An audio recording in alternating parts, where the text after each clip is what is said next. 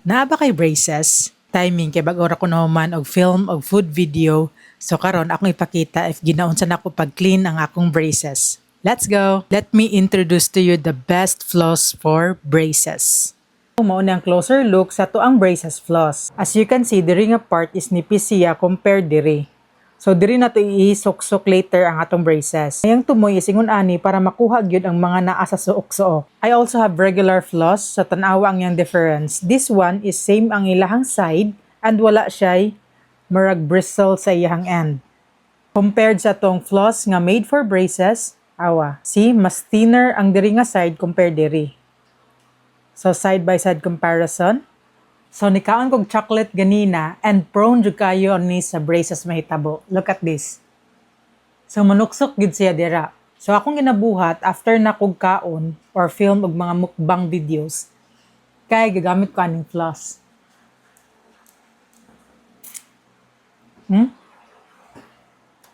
See, mangkuha gid siya no. By the way, first time na ako manghingi kay sa koan video.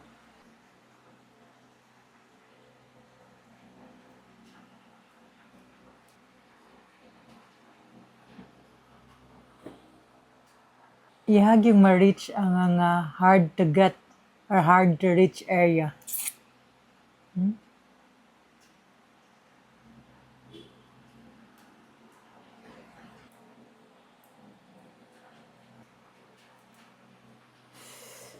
Since dili up and down akong braces, pwede mo siya gamiton sa imong teeth nga walay braces.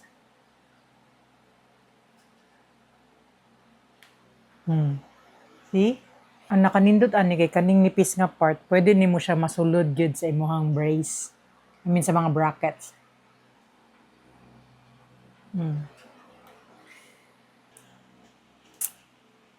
See? Very clean. If you have braces or need lang yun nimo og dental floss, you might like this one. So, pwede ni nimo pang travel or pang eat out kay para wala tayong mga kiki sa tong ngipon if natay ka storya. If you like this one and if you need this, please click the yellow basket. Let's go!